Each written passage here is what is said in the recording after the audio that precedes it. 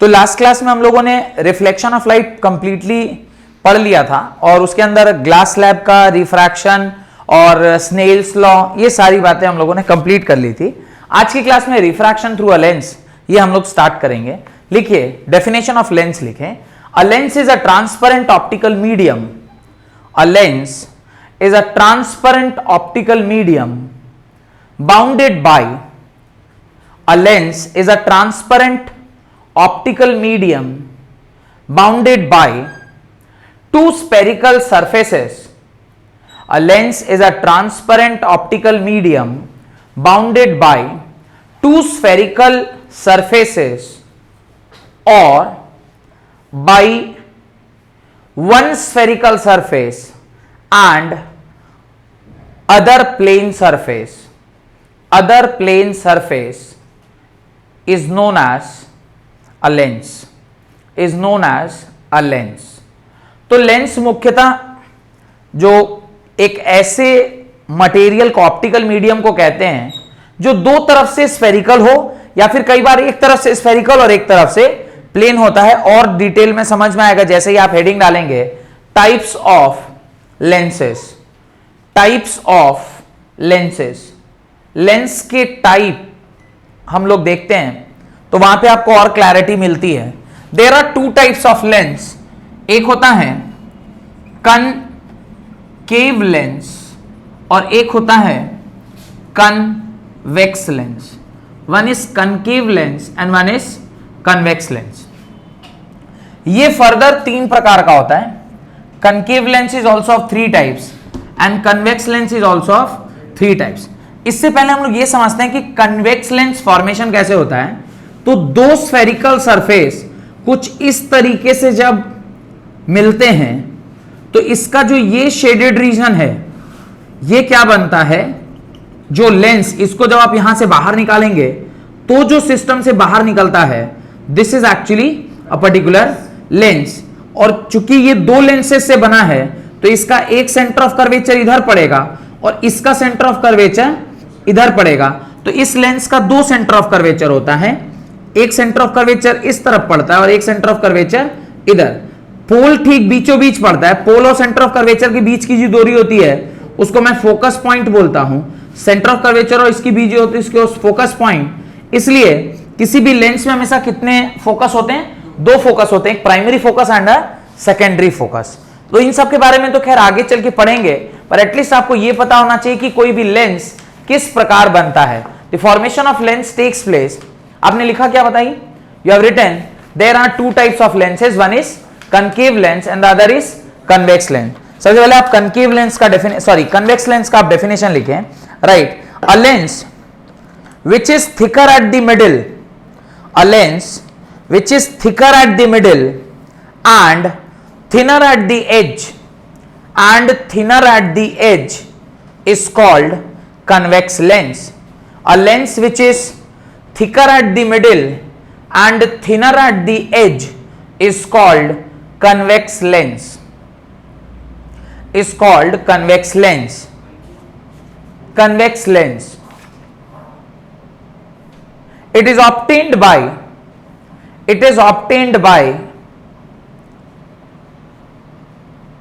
the intersection of two spherical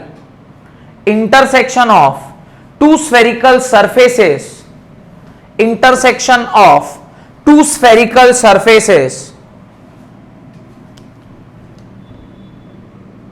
It is obtained from the intersection of two spherical surfaces। या ये दो spherical surfaces हैं, इसका photo बनाइए और उसमें से ये वाला पार्ट आप क्या करेंगे, ऐसे बाहर निकाल के दिखा देंगे और तब आप लिखिएगा टाइप्स ऑफ कन्वेक्स लेंस। तो पहले आप ये फोटो बनाइए कि कैसे एक लेंस बनता है। ये दो स्फेरिकल सरफेसेस हैं, दो स्फेरिकल सरफेसेस में से जो बीच का इंटरसेक्शन पार्ट है इसको जब हम बाहर निकालते हैं तो जो बनता है इसे हम क्या बोलते हैं, convex lens. And why it is called as convex, because ये देख रहे हैं मैंने वर्टेक्स वाला पार्ट आपको याद दिलाया होगा। तो ये वर्टेक्स चूंकि बन रहा है तो इसको क्या बोलते हैं, कन्वेक्स लेंस बोलते हैं। और ये जो कन्वेक्स लेंस होता है ये बेसिकली एक कन्वर्जिंग लेंस है। तो इसलिए आप देखिएगा कन्वेक्स लेंस को ही हम क्या बोलते हैं, कन्वर्जिंग लेंस बोलते हैं। कैसे पता चलता है convex lens is a converging lens? When parallel rays are incident on the lens after refraction, ये सारे के सारे क्या करते हैं, एक पर्टिकुलर पॉइंट को क्या करते हैं, कन्वर्ज कर जाते हैं। जिस पॉइंट पे कन्वर्ज करते हैं उसको क्या बोलते हैं, फोकस बोलते हैं। इसलिए इस रे को क्या बोला जाता है, this ray is called as converging lens. इसको क्या बोलते हैं, कन्वर्जिंग लेंस बोलते हैं। अगर आप मिरर के साथ कंपेयर करेंगे तो मिरर में कनकेव मिरर को कन्वर्जिंग बोला जाता है और कन्वेक्स को डाइवर्जिंग बोला जाता है। वेयर लेंस के केस में convex is converging in nature, where concave will be diverging in nature. तो इसको आप अपनी कॉपी में लिख लें। पहले ये डायग्राम बना लीजिए, उसमें से इसको निकाल लीजिएगा और वहां पर एक लाइन लिख लीजिएगा, the convex lens is converging lens because it converges all the rays. Converging lens, convex lens is a converging lens as it converges all the rays which are parallel to principal axis, as it converges all the rays which are parallel to principal axis to a particular point called as focus. एक particular point पे उसको क्या कर देता है, converge कर देता है। लिखें types of convex lens, types of convex lens, ये सारे डायग्राम मिटा दूं। टाइप्स ऑफ कन्वेक्स लेंस, लेकिन there are 3 types of convex lens. There are 3 types of convex lens. पहला डबल कन्वेक्स लेंस, पहला double convex lens. Second plano convex lens. Third concavo convex lens. पहला bi convex lens, bi convex lens या इसी को double convex lens भी बोलते हैं। Double convex lens भी बोलते हैं। This is plano convex lens. Plano मतलब एक साइड प्लेन है, एक साइड कन्वेक्स है, इसलिए इसको प्लेनो कन्वेक्स लेंस। इसको बोलते हैं कनकेवो कन्वेक्स लेंस। कनकेवो, एक साइड क्या है, कनकेव है और दूसरी साइड क्या है, कन्वेक्स है, इसलिए इसको कनकेवो कन्वेक्स लेंस बोलते हैं। These are the 3 types of lenses, 3 types of convex lenses. One is double convex lens, plano convex lens and concavo convex lens. Next लिखें कनकेव लेंस। नेक्स्ट टाइप लिखें concave lens. Convex lens पहचानने का क्या technique है, convex lens पहचानने का technique है कि इसका जो सेंट्रल पार्ट है उसका विड्थ ज्यादा होता है और जो एंड पार्ट होता है उसका विड्थ कम होता है। किसी भी आप लेंस में देखें तो सेंट्रल पार्ट जो है वो ज्यादा है, वेयरएज एंड पार्ट जो है वो रिलेटिवली कम है। ऐसा जहां कहीं भी होगा उसे हम क्या बोलेंगे, कन्वेक्स लेंस बोलते हैं। नेक्स्ट लिखें concave lens. A lens which is thinner at the middle and thicker at the edge. A lens which is thinner at the middle and thicker at the edge is called concave lens. Is called concave lens. उसको ही हम लोग क्या बोलते हैं, concave lens बोलते हैं। और concave lens का formation कैसे होता है? The concave lens are formed in this particular manner where this is a spherical surface, this is a spherical surface और इसके बीच का ये वाला पार्ट जब आप इसे क्या करते हो, बाहर निकाल लेते हो, इस पार्ट को आप यहां से क्या करते हो, बाहर निकालते हो, तो जो लेंस फॉर्मेशन होता है उसे ही हम लोग क्या बोलते हैं, this is called as concave lens. Concave lens में भी सेम कहानी एप्लीकेबल होती है। यहां पर भी C1 होता है, इधर भी C2। तो ये आपका प्रिंसिपल एक्सिस है, तो इसके भी 2 सेंटर ऑफ कर्वेचर होते हैं, एक C1 और एक C2। करस्पॉन्डिंगली 2 फोकस होते हैं, C1 F1 एंड F2। तो ये आपका फॉर्मेशन ऑफ कनकेव लेंस कुछ इस प्रकार से होता है। इसके पास भी 2 पर्टिकुलर सेंटर ऑफ कर्वेचर और 2 पर्टिकुलर लेंस फोकस होता है। पहले वाले केस में प्राइमरी फोकस हम किसको कहते हैं, जहां पे पैरेलल रेज आके मीट कर रही थी, तो उसमें प्राइमरी फोकस जो था वो किस साइड पे था? ऑन द अपोजिट साइड, यानी ऑन द राइट साइड पर। इस केस में थोड़ा सा उससे अलग हो जाता है। कैसे अलग होता है अभी मैं दिखाता हूं आपको कि इस केस में कैसे ये अलग होता है। ध्यान से देखिएगा तो आपको समझ में आएगा कि इस केस में ये जो लेंस है, एक तो इसको डाइवर्जिंग बोलते हैं, प्लस इस लेंस का जो प्राइमरी फोकस है या जो मेन फोकस है वो किस तरफ पड़ता है? वो इसी साइड पर पड़ता है। क्यों? इस लेंस को आप डाइवर्जिंग लेंस बोलते हैं। This lens is called as diverging lens.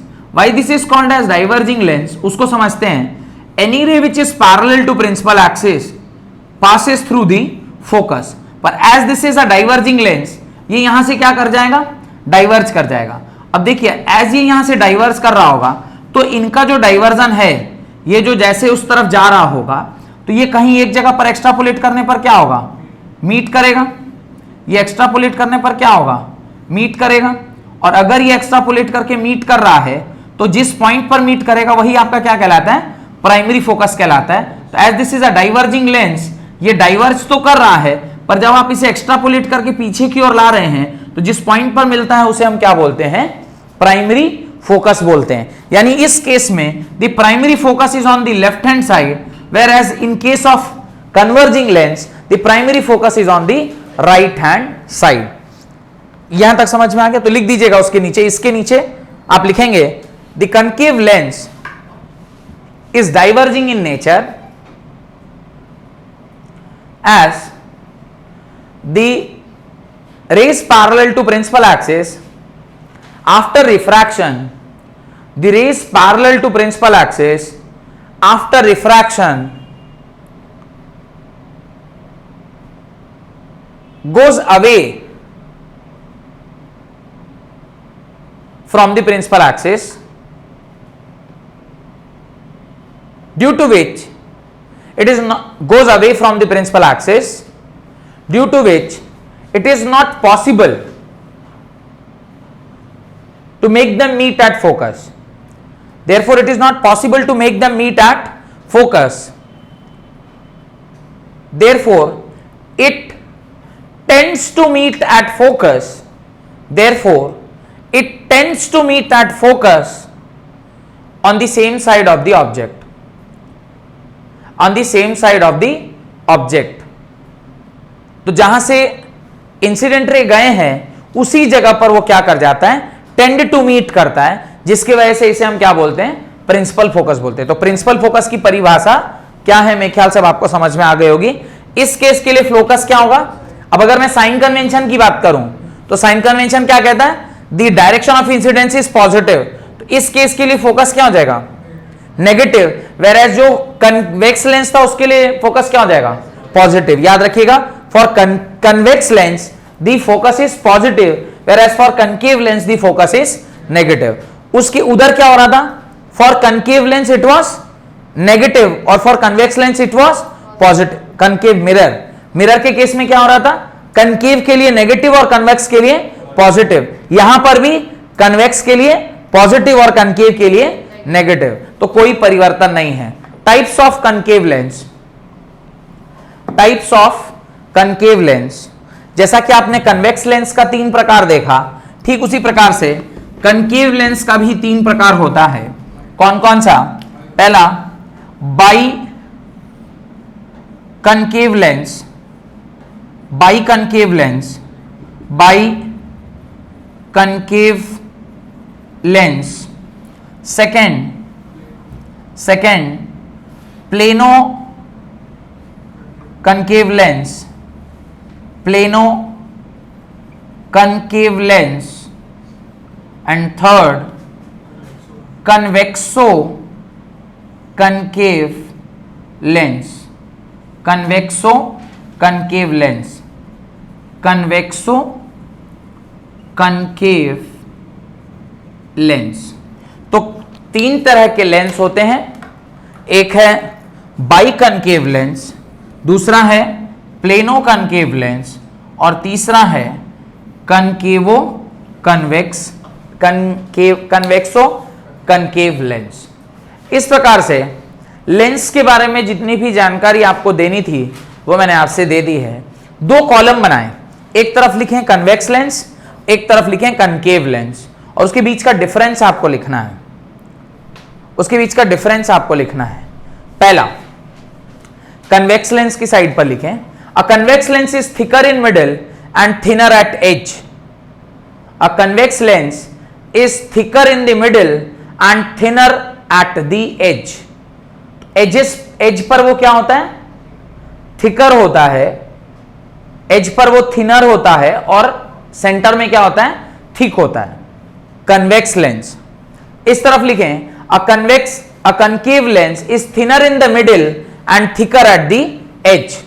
As पर थिक है, कनकेव की साइड पर देखिए एज पर थिक है, ये देखिए एज पर थिक है पर मिडिल में क्या है, थिन है, तो it is thinner at the middle and thicker at the edge. Second point, convex की साइड पर, it is a converging lens, it is a converging lens. मैंने आपको डायग्राम के साथ दिखाया कि it is a converging lens. दूसरी side पे लिखें, it is a diverging lens. Next, convex की साइड पर, it has a real focus. What do you mean by real focus? Where actually rays are meeting. आपने देखा था वहां पे एक्चुअली रेज मीट कर रहे थे, इसलिए उसको क्या बोलते हैं, रियल फोकस।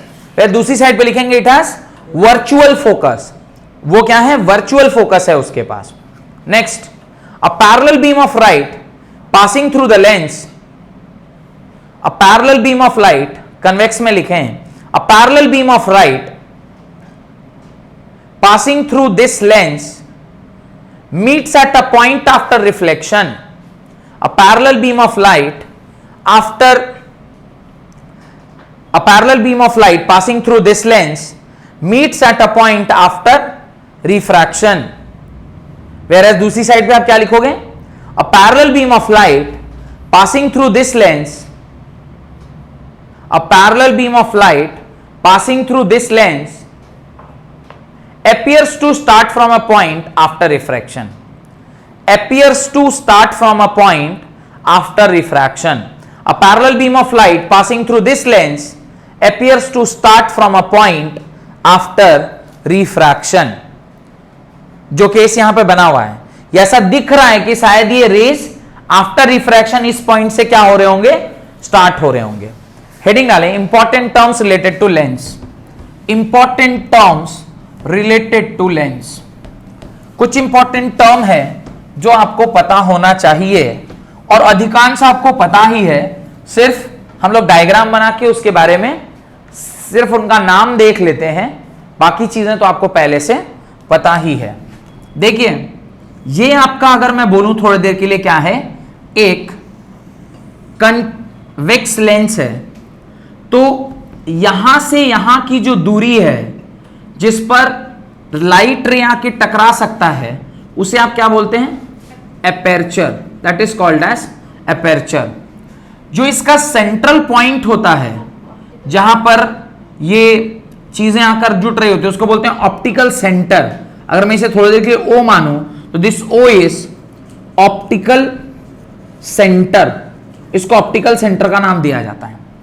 इसके दो सेंटर ऑफ कर्वेचर हैं, एक लेंस के इस तरफ और एक लेंस के इस तरफ।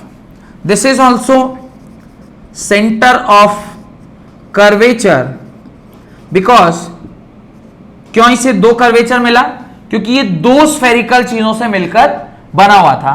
This is also centre of curvature, ये भी सेंटर ऑफ कर्वेचर है। Line joining centre of curvature and optical centre, ये जो लाइन है इसे हम क्या बोलते हैं, this is called as principal axis. इसे ही आप क्या बोलते हो, प्रिंसिपल एक्सिस का नाम। The line passing through this centre of curvature, optical centre and that, ये जो स्ट्रेट लाइन है इसको आप क्या बोलते हो, प्रिंसिपल एक्सिस, ऐसा नाम आप देते हैं। ये जो दूरी है from centre of curvature to optical centre, this is called as radius of curvature. This is radius of curvature. The distance between center of curvature and optical center is known as radius of curvature. The point centrally situated between optical centre and centre of curvature is called as focus. उसको क्या बोलते हैं? Focus बोलते हैं। और जो दूरी इसके बीच की होती है उसको क्या बोलते हैं? फोकल लेंथ बोलते हैं। This is called as focal length. The distance between optical centre and focus is known as focal length. एक लेंस में कितने फोकस होते हैं? There are 2 focus. इस केस के लिए ये प्राइमरी है तो दूसरा क्या होगा? सेकेंडरी। वेयर एज कनकेव के लिए इधर वाला प्राइमरी था तो उधर वाला क्या हो जाता? सेकेंडरी। Got it? तो एक को बोलते हैं प्रिंसिपल फोकस और एक को बोलते हैं सेकेंडरी फोकस। इस केस के लिए दिस फोकस, अगर मैं इसे बोलूं दिस फोकस, इस केस के लिए is called as primary focus या प्रिंसिपल फोकस। इसको आप प्राइमरी या फिर प्रिंसिपल फोकस ऐसा बोलते हैं। दिस इज प्राइमरी फोकस या principal focus.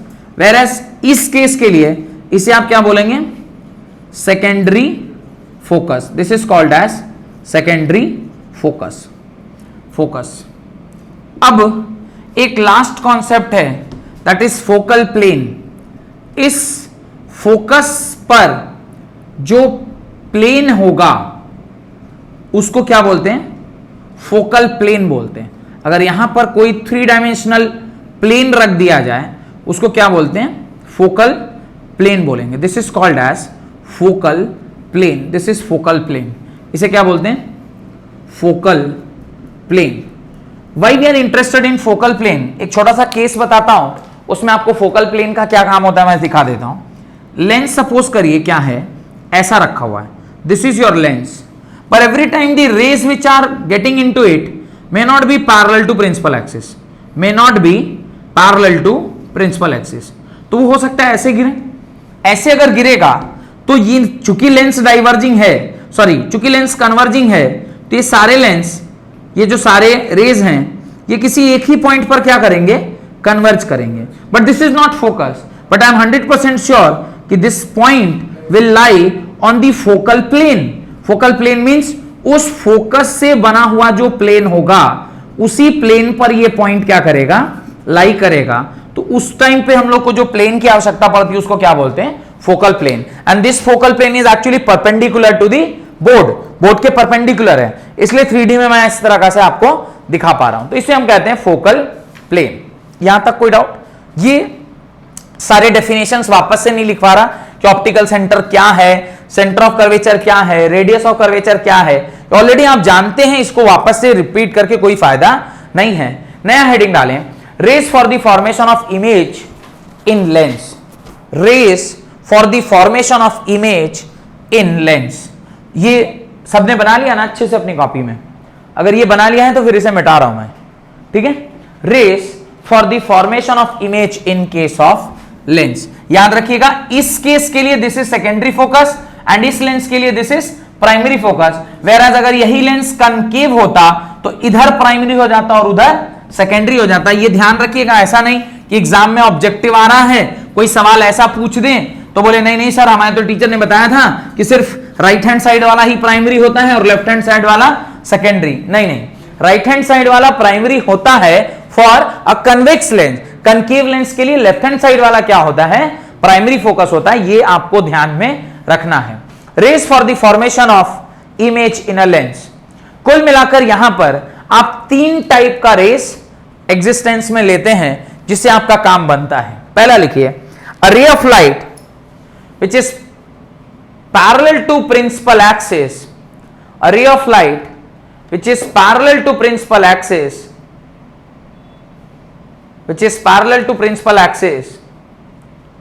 passes through primary focus after refraction. Passes through primary focus after refraction. Refraction के बाद वो प्राइमरी फोकस होके क्रॉस करता है। आपके पास 2 लेंस हैं, एक ये वाला लेंस और एक ये वाला lens. For every case will draw for both the lenses, because आपको आगे चल के रे डायग्राम दोनों के लिए ही बनाना होगा। तो you need to understand for both the lenses, these are the 2 lenses. Any ray which is parallel to principal axis, any ray which is parallel to principal axis passes through the focus, passes through the principal focus। तो ये principal axis के parallel गया है। any ray which passes through the any ray which is parallel to the principal axis diverges and जहां पर वो meet करता है that is principal focus। तो डेफिनेशन कह रहा है a ray of light parallel to the principal axis after refraction passes through the principal focus। In case of convex lens the principal focus is this side, and in case of concave lens it appears to meet as if it is originating from the principal focus। This is the first ray which can be used for the formation of image। Second, case 2, a ray of light passing through the principal focus, a ray of light passing through the principal focus emerges parallel to the principal axis, emerges parallel to the principal axis। A ray of light passing through the principal focus emerges parallel to the principal axis after refraction। Refraction के बाद ऐसा लगता है, ऐसा प्रतीत होता है कि ये जो रेज हैं वो पैरेलल टू प्रिंसिपल एक्सिस जा रही हैं जब इसको आप प्रिंसिपल फोकस से क्या करते हैं, जब आप इसको प्रिंसिपल फोकस के थ्रू पास कराते हैं पैरेलल टू रेस। देखिए इसका भी रे ऑफ डायग्राम आपको समझ में आ जाएगा, बहुत ही सरल है, काफी आसानी से समझ में आता है। Any ray which is passing through the principal focus, principal focus से जा रहा है, पोस्ट रिफ्रैक्शन हो क्या हो जाता है, पैरेलल हो जाता है। हाँ, इस केस में अब उस तरफ तो ऑब्जेक्ट आप नहीं रख रहे हैं क्योंकि लेंस इधर है, तो आप यहां प्रिंसिपल फोकस की जगह पे फर्स्ट फोकस बोल सकते हैं। इस केस में सेकेंडरी फोकस से ही लेना होगा, क्यों? क्योंकि इंसिडेंट लाइट को जब आप ऐसा अज्यूम कर रहे हैं कि ये फोकस है, तो इस लाइट को जब आप उस पर क्रॉस करा रहे हैं एज इफ कि इसके ऊपर गिर रहा है, पोस्ट रिफ्रैक्शन ये क्या होगा, parallel to principal axis. Any ray which passes through focus becomes parallel to principal axis after refraction, any ray which passes through focus becomes parallel to principal axis after refraction। तो principal word जो है ना वो वहां से मिटाया जा सकता है क्योंकि ऑब्जेक्ट हमारा इस साइड पर है, यू कैन नॉट से कि this is your principal focus, this is simply a focus. Point number 3, third ray जो है जो कि बहुत सरल टाइप का रे होता है और वो कहता है अ रे which passes through optical centre, a ray which passes through optical center goes undeviated, goes undeviated। तीसरा केस है, ये आपका लेंस है और इस साइड भी ये आपका लेंस है, ये इस प्रकार से आपका लेंस है। जो ऑप्टिकल सेंटर से अगर रे आपका क्रॉस कर गया तो वो अनडेविएटेड ही क्या चला जाता है, क्रॉस कर जाता है। अगर कोई रे ऑप्टिकल सेंटर से क्रॉस कर रही है तो वो अनडेविएटेड रीट्रेस करती है अपने ओरिजिनल पाथ को, अनडेविएटेड रीट्रेस करती है अपने ओरिजिनल पाथ को, जिस रास्ते वो गया है उसी रास्ते वो आ जाएगा। ऐसा आपने एक जगह और देखा था, कहां पे, उस केस में जो सेंटर ऑफ कर्वेचर से रे ऑफ लाइट पास करती थी, any ray which passes through centre of curvature, वो बाउंस बैक करती थी। आपको अगर थोड़ा बहुत भी ध्यान हो, इसमें पास कर जाएगा, पर यही इंसिडेंट है और यही रिफ्रैक्टेड भी है। तो चूंकि हमें रेस बनाने में हो सकता है कहीं पे जरूरत पड़े, तो आपको ये 3 प्रकार के रेस का क्या करना पड़ेगा, ध्यान रखना पड़ेगा। And then will start the formation of image for the lenses. Lenses के लिए आप फॉर्मेशन ऑफ इमेज कैसे करते हैं, 6 केसेस कन्वेक्स लेंस के और 2 केस कनकेव लेंस के। तो कुल 8 केसेस जैसे हमने वहां पे पढ़े थे वैसे ही 8 केस यहां पे भी हैं। एक एक करके इसको पढ़ेंगे और हम लोग कंप्लीट कर लेंगे। मिटा दूं ये पूरा बोर्ड, खाली कर दूं, चलिए अभी हो जाएगा। तुमने लास्ट क्लास मिरर में अटेंड नहीं किया था क्या, इसलिए तुम्हें ध्यान नहीं आ रहा है। मैंने मिरर का भी एक ही साथ किया था, उसको वो देखा नहीं होगा इसलिए उसको आइडिया नहीं है। अभी देखो कैसे एक ही पेज में कंप्लीट हो जाएगा। ये देखिए केस नंबर 1। केस नंबर 1 क्या है, when the object is at infinity. सबसे पहले हम लोग किसके लिए कर रहे हैं, कन्वेक्स लेंस के लिए।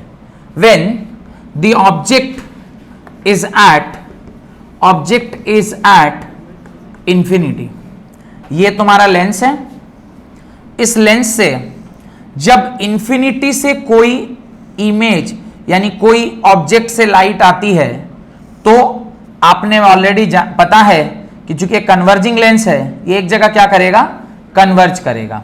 तो यहां पे पॉइंट नंबर 1 आपको क्या लिखना है, the image formed is at focus on opposite side of lens. जिस तरफ ऑब्जेक्ट है उसके अपोजिट साइड पे। ये जितने भी इमेज बनते हैं जो कि आप इसे मिरर पर ले सकते हैं, इसलिए होते हैं रियल एंड इन्वर्टेड। और तीसरी बात जो आपको पता होनी चाहिए, the image size is highly diminished,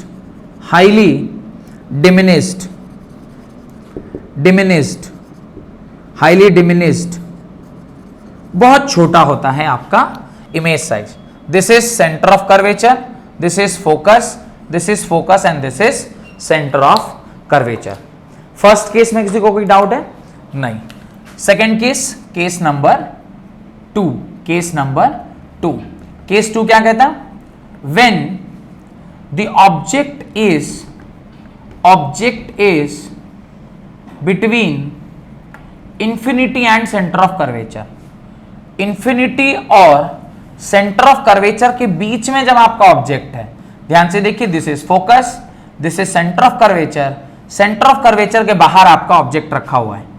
any ray which is parallel to principal axis passes through focus, any ray which is parallel to principal axis passes through focus, ये आपका फोकस है, ये सेंटर ऑफ कर्वेचर है। any ray which passes through focus becomes parallel to principal axis। Second रे मैंने कौन सा लिया है, any ray which passes through focus becomes parallel to principal axis। तो ऑब्जेक्ट जो हमारा फॉर्म होगा वो एक तो इससे बड़ा होगा और कहां फॉर्म होगा, आउटसाइड दी सेंटर। सॉरी वही मैं बोलूं, कुछ गड़बड़ हो रहा है, एक मिनट। हाँ, ये सेंटर ऑफ कर्वेचर है और जो ऑब्जेक्ट फॉर्म होगा वो कहां फॉर्म होगा, बिटवीन दिस एंड दिस। तो ये बिटवीन दिस एंड दिस होगा, between this and this, smaller than the size of object. Point number 1, the image form is between F and C on opposite side।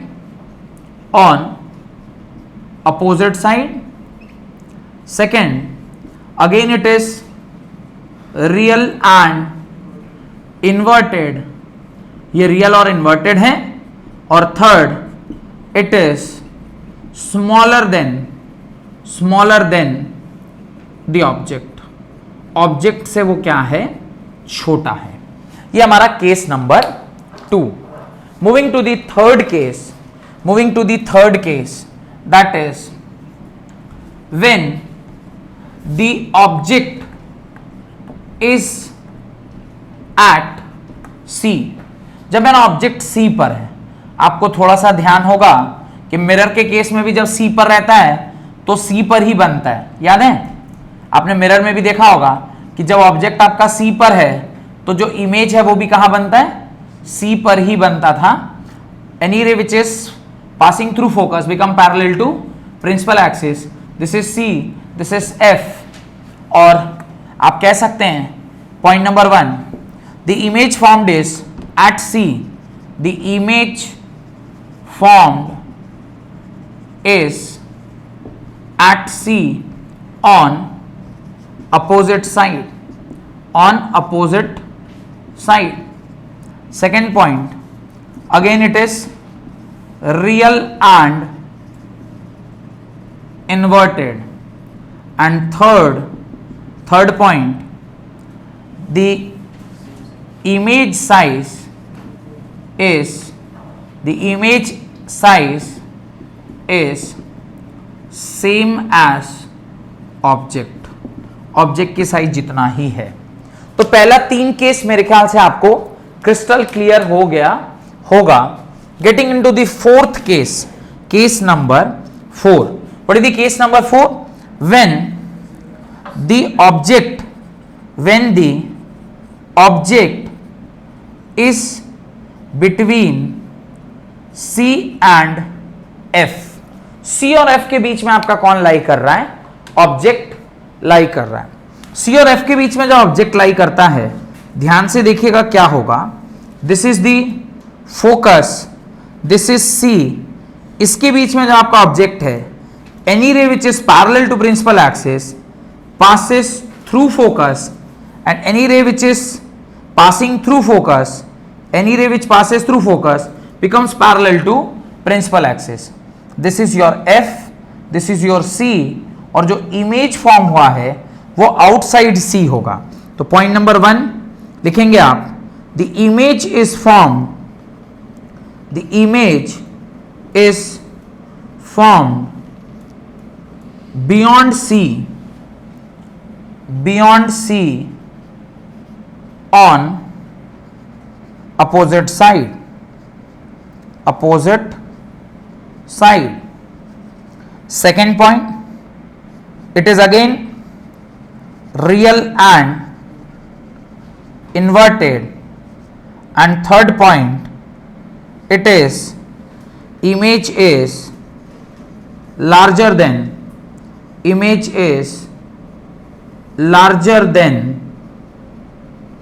Object से image का size क्या है? बड़ा है. Moving to the next case, that is case number 5. Case number 5 क्या कहता है? when the object is at F पर आपका ऑब्जेक्ट है. F पर जब अगर आपका ऑब्जेक्ट होगा, ये आपका focus, this is your centre of curvature. F पर आपका ऑब्जेक्ट है. Any ray which is parallel to principal axis passes through focus. Any ray which passes through optical center goes bounce back on its same path. तो यहां से मुझे पता चल रहा है कि दोनों रेस पैरेलल हैं, यानी इंफिनिटी पर आपका क्या बनेगा? इमेज फॉर्मेशन होगा. पहली पॉइंट जो यहां पे आप लिखेंगे, the image is formed at infinity. Second point, as usual, it is real and inverted. And third point, the image is highly magnified. यह हाईली मैग्नीफाइड होता है. As the case is suggesting, हमें नहीं पता, केस बता रहा है. And the last 6th case, when the object is between F and optical center. F और ऑप्टिकल सेंटर के बीच में जब आपका ऑब्जेक्ट रहता है, देन क्या होगा उसको ध्यान से देखते हैं. This is your F and this is your centre of curvature. This is your object. Any ray which is parallel to principal axis passes through focus, and any ray which is parallel to principal axis passes through focus after refraction. Refraction के बाद वो कैसे पास करता है? Through focus पास करता है. और any ray which passes through optical center rebounds on its own path. वो अपने ही पाथ पर क्या कर जाता है? रीबाउंड कर जाता है. अब ऐसा देख के प्रतीत हो रहा है कि ये इस तरफ तो नहीं मिल सकते. चूंकि ये उस तरफ नहीं मिल सकते हैं, तो उसकी मजबूरी होगी कि आप इसको एक्स्ट्रापोलेट करके कहां मिलाएंगे? कहीं पीछे की साइड पर मिलाएंगे. और जब आप इसको पीछे की साइड पर मिलाएंगे, तो हो सकता है इमेज आपका यहां कहीं पर फॉर्म हो रहा हो. और ऐसा जब कभी भी होता है, तो आप लिखेंगे point number 1, image is form, the image is formed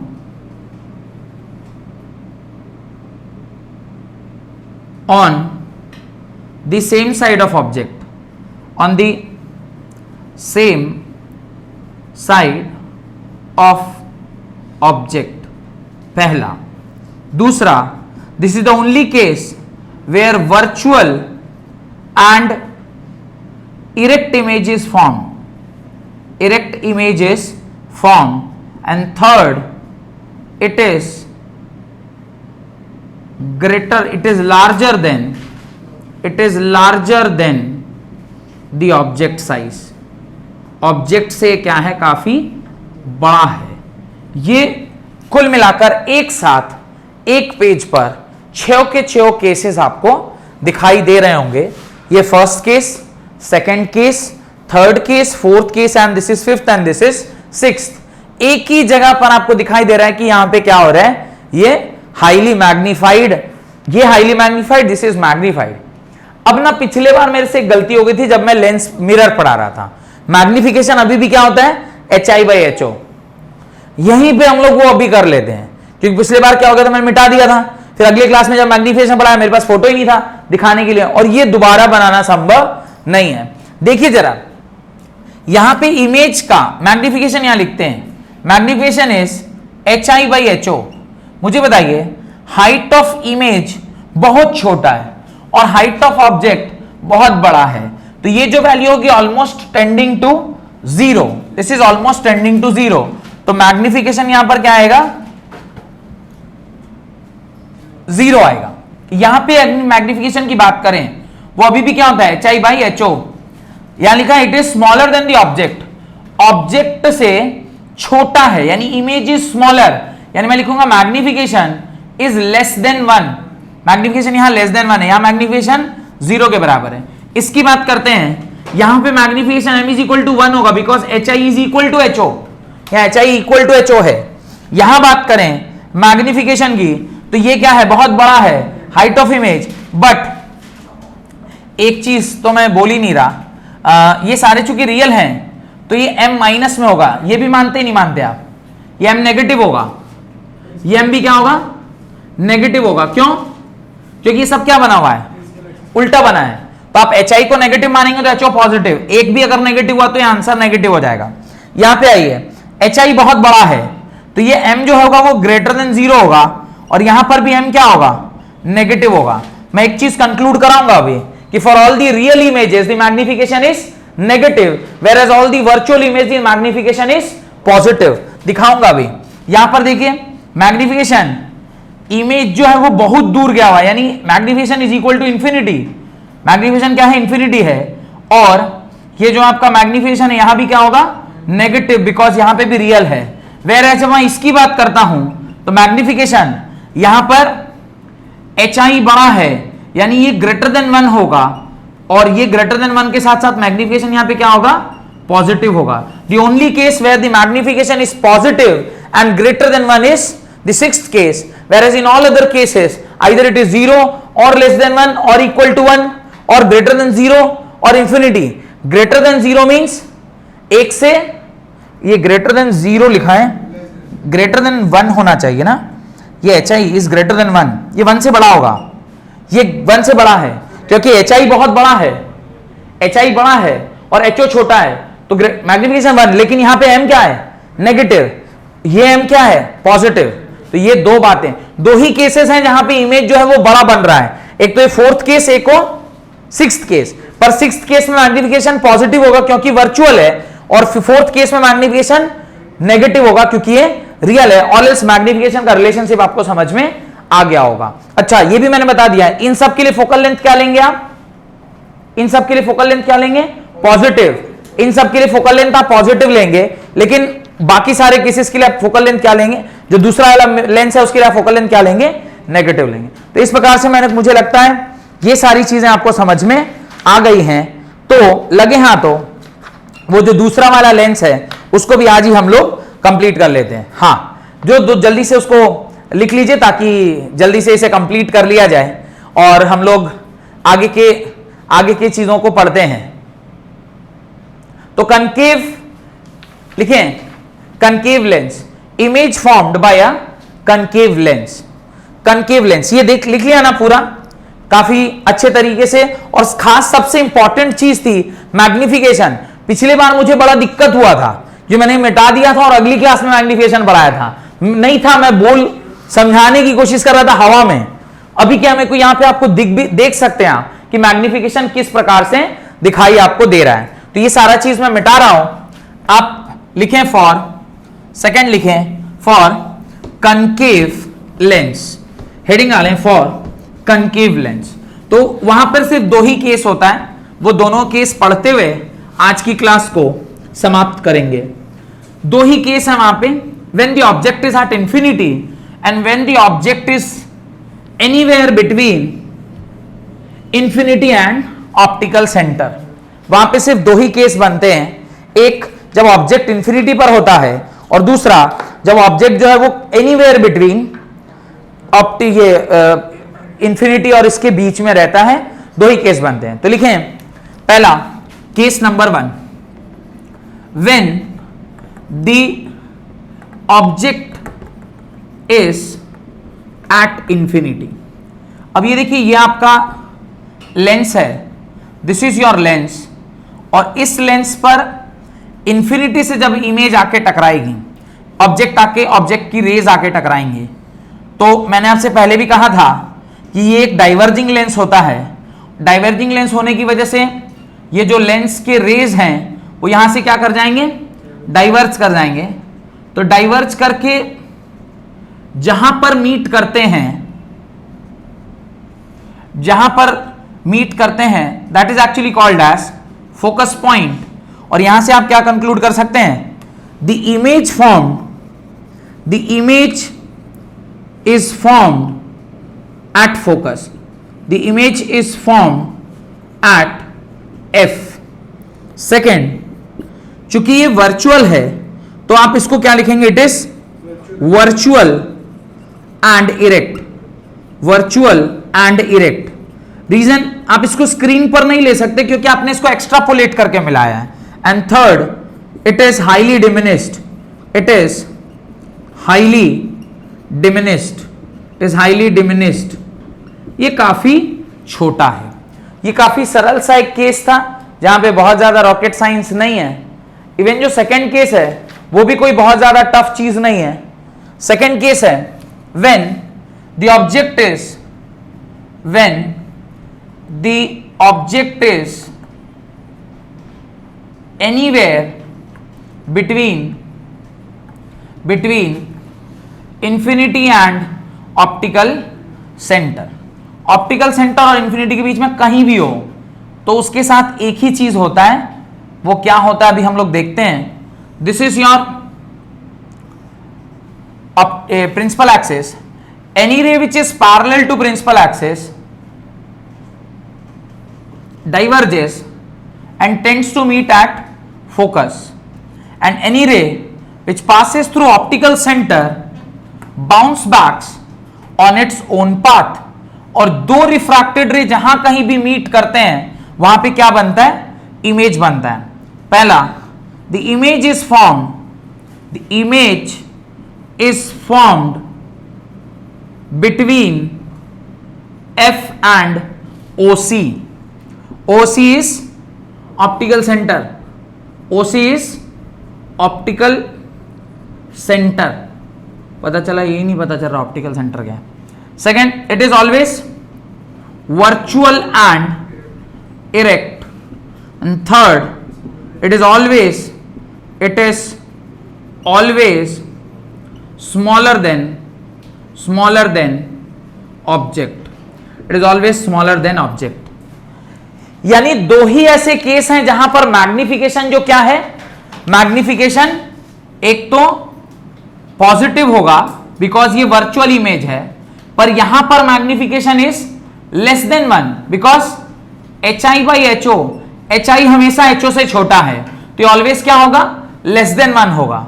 और एक केस और आपने पॉजिटिव का देखा था जो मैंने अभी थोड़ी देर यहां पर बनाया था, वहां पे भी magnification was positive but HI/HO was greater than 1, वहां पे ग्रेटर देन 1 था। तो ये ध्यान रखिएगा, यहां पर भी वर्चुअल इमेज बनता है तो M जो है वो यहां पर भी क्या होगा, पॉजिटिव होगा, लेकिन यहां का भी मैग्निफिकेशन, चूंकि HI जो है वो आपका हाईली डिमिनिश्ड है तो ये आपका 0 के बराबर होगा। तो magnification positive and 0 because HI जो है वो काफी छोटा है। तो ये कुछ बातें आपको पता होनी चाहिए रिलेटेड टू रे डायग्राम्स। अगली क्लास में we'll all discuss about the lens formula, magnification and the power of lens। इससे मेरे ख्याल से लगभग लेंस पार्ट आपका कंप्लीट हो जाता है and then will move on to the next part that is prism, और प्रिज्म से रिलेटेड जो चीजें हैं। फिर लास्ट में थोड़ी बहुत बीमारी है आंखों की, दैट इज मायोपिया, हाइपरमेट्रोपिया या वो सारी बीमारियां जो आप पढ़ते हैं जहां पर नियर साइटेडनेस या लॉन्ग साइटेडनेस या दूर साइटेडनेस जिसको बोलते हैं, वो सारी बीमारी इसके बारे में पढ़ेंगे and then will complete this chapter. बहुत बहुत धन्यवाद आज की क्लास अटेंड करने के लिए।